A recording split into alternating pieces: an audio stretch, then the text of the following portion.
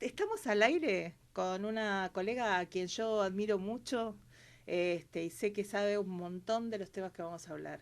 La vamos a presentar a ella, que es la doctora Natalia Bolosín.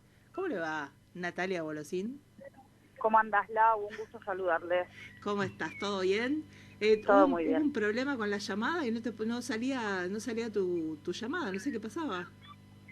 Estoy dejando a los chicos en fútbol. Ah, por eso. Bueno, bueno, bueno. Sí, la vi en las Una, historias un, de Instagram pateando un córner el otro día, ¿puede No, no, ser? porque la doctora Bolosín juega al claro, fútbol y pero dos ahora por les toca tres, jugar, ahora les toca jugar a los pibes, así que claro, Ah, 2 por 3 viene lesionada. Este fin de semana alguien le puso a la plancha, ¿no?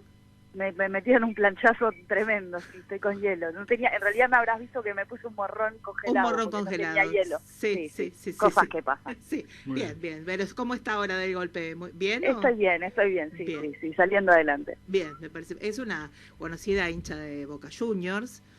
También. Sí, sí, sí, muy, muy, caracterizada, Preocupada, no porque preocupada no es por de el la barra, miércoles. pero es conocida. Ah, bueno, después le vamos a preguntar de qué opina de la bajada del micro de Riquelme y parece que los puso en orden. A favor, todo lo que haga Riquelme está bien, a favor. Ah, mira, muy bien, muy bien. Pero la convocamos por otra cosa. Natalia, te queríamos preguntar sobre los Pandora Papers. ¿Qué tenés para decirnos de este tema que salió con mucha fuerza, pero así con esa misma fuerza, después quedó casi sin efecto? ¿Qué fue lo que pasó con este tema? Bueno, es digamos, una muestra más de este tipo de divulgaciones de información financiera de personajes conocidos que vienen ocurriendo ya desde los Panama Papers y que Sí. tuvo varias entregas y que forma parte de esto que se llama el Consorcio Internacional de Periodistas, que es un grupo de periodistas de muchos países del mundo que cuando se hacen de estos volúmenes enormes de información, bueno, trabajan de manera conjunta por países, Sí. con equipos de distintos medios de cada país que van como desgranando esa información para encontrarle, digamos, la utilidad o el interés para los públicos de cada país. Ujú. Y en este caso aparecieron estos papers que, que vienen de información tal vez un poco vieja ya, porque Sí. hay muchas de estas sociedades que aparecen, sociedades offshore constituidas por personajes famosos o políticos y demás, Sí. que fueron constituidas en los años 70 y cosas por Mm. el estilo, que es cuando comenzó, digamos, esta movida de usar paraísos fiscales para tener activos offshore, Sí. y que en muchos casos por ahí se trata de activos que ya fueron declarados, o que ya Mm. fueron blanqueados en sucesivos blanqueos que hubo, en el caso de Argentina hubo varios, Mm. eh, y también, bueno, un poco que el público se va como acostumbrando, ¿no?, a esta información. Y mucha de esta información es bastante irrelevante en el sentido de que si se trata de sociedades viejas que ya fueron declaradas Mm.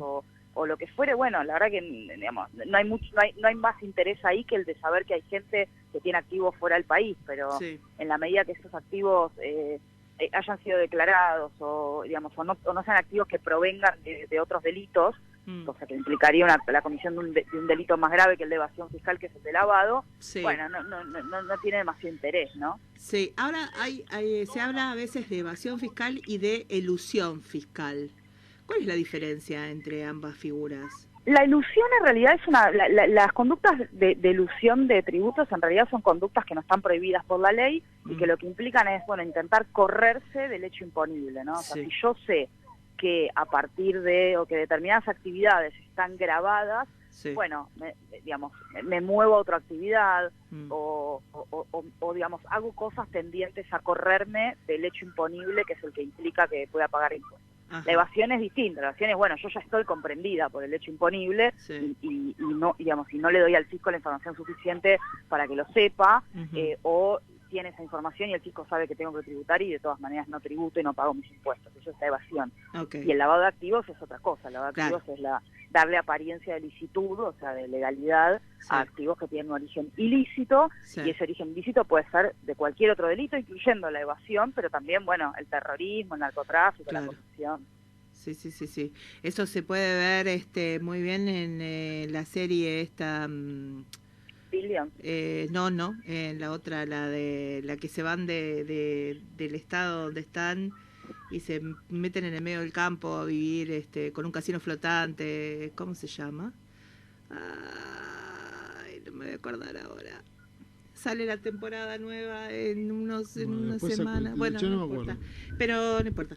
Después hay otra cosa que quería preguntarte, Nati, y que tiene que ver con esto del juez de Dolores que lo está convocando a Macri y para una indagatoria y ¿qué es lo que está pasando? ¿Por qué no pudo hacerse la indagatoria por el tema de el secreto de inteligencia?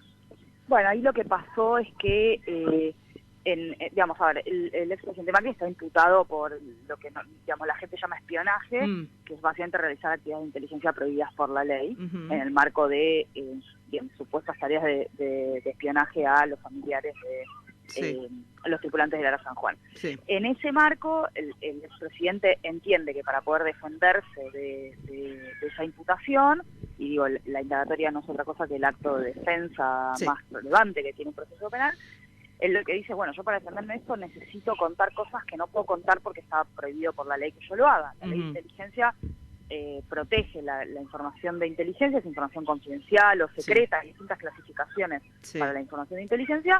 Bueno, quienes tienen acceso a esa información, incluyendo al presidente de la Nación, no la pueden contar porque contarlo sería cometer un delito, que es el delito de violación de secretos de Estado. Entonces, como Macri entiende que para poder defenderse tiene que cometer otro delito y no puede hacerlo, necesita ser relevado de ese secreto de Estado. Lo que ocurrió fue que, bueno, esto él lo hizo saber en el momento de la indagatoria. Entonces, se llega, digamos, a esa situación con citaciones previas, esto empieza a principios de octubre, con 2 citaciones fracasadas, un viaje de por medio, una prohibición de salida del país que en realidad no tenía sentido porque el presidente ya estaba fuera del país, etcétera, y después de sucesivas prórrogas, llevar a la gente hasta Dolores, armar un escenario, que se corte la luz, que vuelva la luz, y después de todo eso, el expresidente se siente y dice, no, bueno, pero yo mire que no puedo hablar porque tengo una prohibición funcional por la ley de inteligencia. Y entonces en ese momento, para resguardar la validez procesal de ese acto, porque de lo contrario seguramente su indagatoria hubiera sido nula, porque el presidente se estaría autoincriminando en la comisión de otro delito, bueno, para resguardar la validez de ese acto, el fiscal ante el pedido de la defensa y el juez acuerda con esto, se suspende la audiencia hasta que se releve el secreto, cosa que ocurrió al día siguiente ante un pedido que el juez le hizo al Poder Ejecutivo. El Poder Ejecutivo, en la figura del presidente Alberto Fernández, relevó de este secreto y el juez lo vuelve a citar para este miércoles. Bien. Eso fue lo que pasó. Ahora, en el medio es también para destacar la torpeza del juez, porque en realidad el juez, se supo unas horas después, el juez ya a principios de octubre le había pedido el relevamiento del secreto a la AFI, le había dicho, yo no puedo relevarlo del secreto, lo tiene que hacer el presidente de la Nación. Y el juez de la causa, en lugar de decir, bueno, se ve que con esto no alcanza, tengo que hacer otra cosa, bueno, no hizo más nada y continuó como si nada hubiera ocurrido. Con lo cual, más allá de que yo creo que fue una maniobra dilatoria de la defensa, el planteo, bueno, me parece que también hubo una torpeza evidente por parte del juez. Claro. Contra este juez había encargado bastante por varias cosas, entre ellos los resultados que obtuvo en uno de los exámenes en los que se presentó, ¿no? Y eso también se habían agarrado como para criticarlo, entre otras situaciones. Bueno, a ver, sí, esto es bastante común también, ¿no? O sea, sabemos que los concursos, desconozco el caso de este juez en particular, digamos, exámenes, concursos, no tengo información sobre eso. Pero bueno, sí es cierto en términos generales que los concursos, digamos, para magistrados, fiscales y demás en la Argentina, son bastante poco razonables y están muchas veces poco vinculados con la idoneidad, la capacidad del candidato o la candidata y más con otras cuestiones. O sea, sabemos de infinidad de concursos en los cuales quienes quedan en los primeros puestos de los exámenes no son luego quienes quedan en la terna y los puntajes se manipulan con otras cuestiones, digamos, de poca relevancia y que además son más arbitrarias como los antecedentes. Entonces, bueno, sabemos que tener, digamos, por ejemplo, una carrera de muchos años en la justicia nacional tiene más impacto que tener la capacidad de resolver bien un examen, aunque eso implique que estás premiando a personas que fueron criadas en las peores prácticas. Podríamos tener 30 años de haber empezado como pinche en la justicia federal hace 10 años, yo diría que es más bien una buena razón para no designar a esa persona más que para designarla, porque seguramente ha adquirido las peores prácticas de la justicia la justicia nacional o la justicia federal, digo, las prácticas arbitrarias, autoritarias. La gran familia judicial, digamos. Claro, entonces, bueno, esto por supuesto que ocurre. Ahora, sí.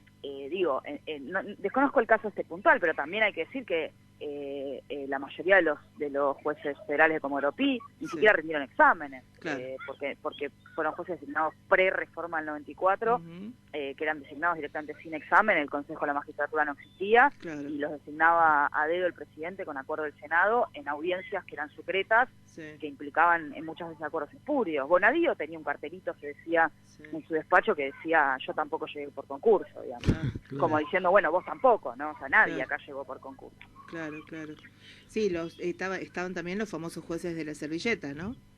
También, los famosos jueces de la servilleta de Corach.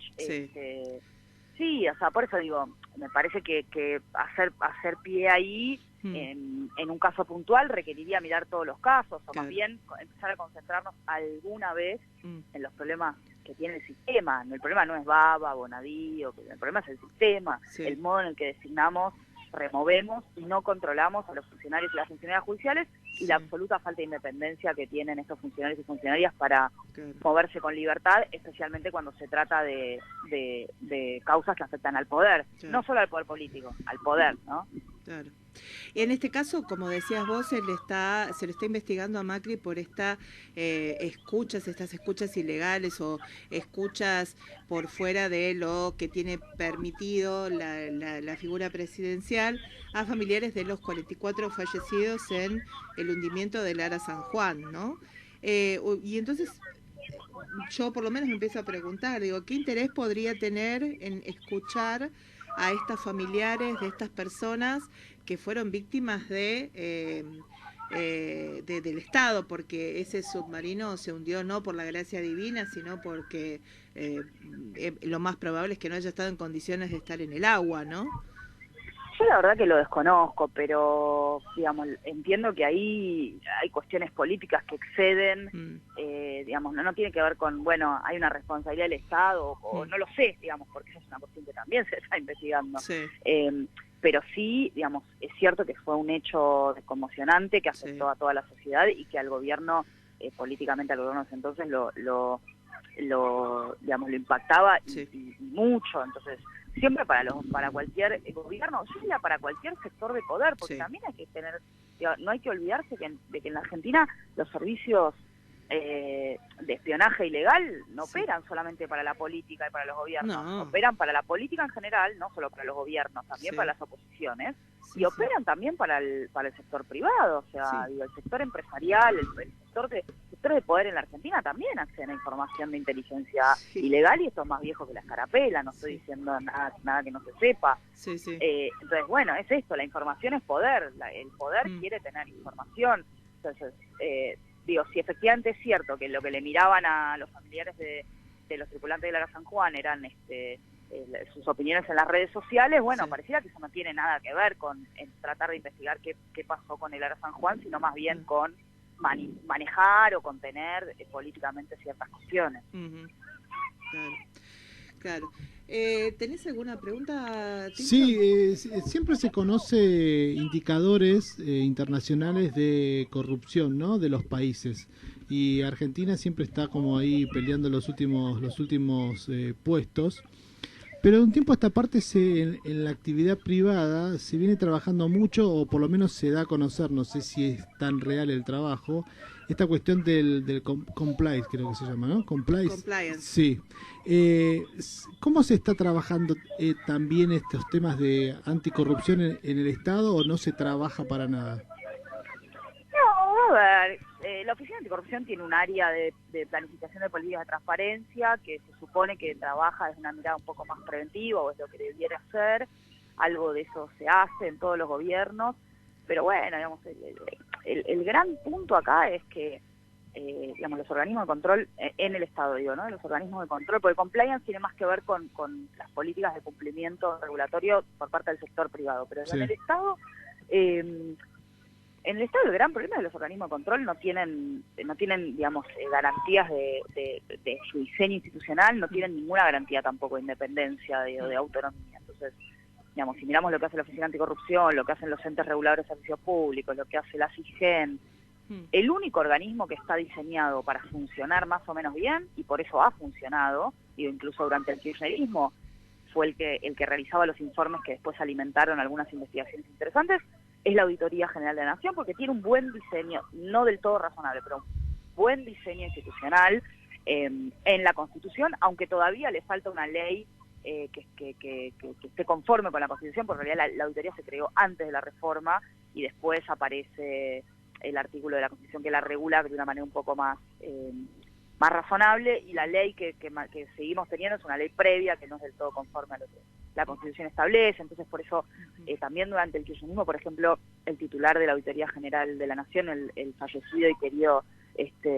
Leandro, también sufría presiones porque el diseño institucional no lo acompañaba. Pero bueno, dentro de todo es, diría, el organismo que mejor funciona. El gran tema es ese, o sea, las normas pueden estar muy bien y demás, pero si no hay instituciones capaces de hacerlas cumplir y con incentivos de actuar contra el poder, y vos, tu supervivencia política o funcional depende de las personas a las que tenés que controlar, y bueno, digamos, tenés que estar loco, tenés que ser Manuel Garrido, digamos, claro, para controlarlas, sí. Y bueno, y también aceptar que así te va a ir, ¿no? O sea, te vas, o sea, estás a cargo de la Oficina Anticorrupción y te tenés que ir, sos el fiscal de investigaciones administrativas y decidís investigar el poder y te tenés que ir porque te aprietan por televisión, claro. No sé, ¿no?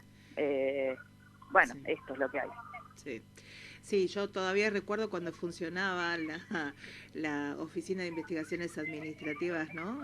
Que funcionaba y que de hecho tenía una parte de esta fiscalía especializada, se dedicaba al tema de violencia laboral dentro de la administración pública, y ha funcionado muy bien en ese sentido, pero bueno, como vos decís, vos estás denunciando a aquellos que después te terminan pagando el sueldo y que te sostienen la carrera, ¿no? Entonces es como bastante difícil, te quemás a lo bonzo o haces la plancha. Bueno, y lo mismo pasa con los funcionarios judiciales, o sea, sí. Digamos, más allá de la estabilidad y otras cuestiones, la verdad es que en buena medida la supervivencia y las capacidades de crecimiento de los funcionarios judiciales y las funcionarias judiciales depende del poder, de lo que dice el poder. Entonces, digamos, hay que ser un bicho raro, sí, para animarse a investigar el poder, claro, ¿no? Sí. Y hacerlo con todos los poderes, con los gobiernos que sean. Y se ven, digo, hay un montón de funcionarios y funcionarias que tienen esas características, pero bueno, son los menos. Claro. Sí. Bien, ¿algo más? No, nada más. Entonces la podemos dejar en libertad para que grite, que vea sí, porque creo que sí debe estar queriendo agarrarse al alambrado y gritar los goles o no sé, alguna cuestión táctica. Hubo un par de goles y tuve que pasarlos en silencio. Muy bien, por eso. Grítelos ahora. Creo que es la única manera de mantenerme muda en un gol, es esta. Ah, está bien. ¿Vos sos de los padres y madres que gritan, referí de la cancha no salí? No, yo soy de las madres mudas en la cancha que hablan cuando termina con sus hijos en el auto. Ah, ok, perfecto, bien, cero violencia, muy bien. No. Bueno, acaba de ocurrir un gol, no lo grité, quiero que lo sepan. Ah, bueno, entonces lo gritamos nosotros. ¿Cómo no? Sale por radio, se transmite en vivo y en directo por radio. Muy bien. Bueno, Nati, muchísimas gracias por estos minutos en Abogados de Radio, ¿sí? Por favor, un placer, muchas gracias a ustedes. Un beso. Hasta luego, gracias. Chao.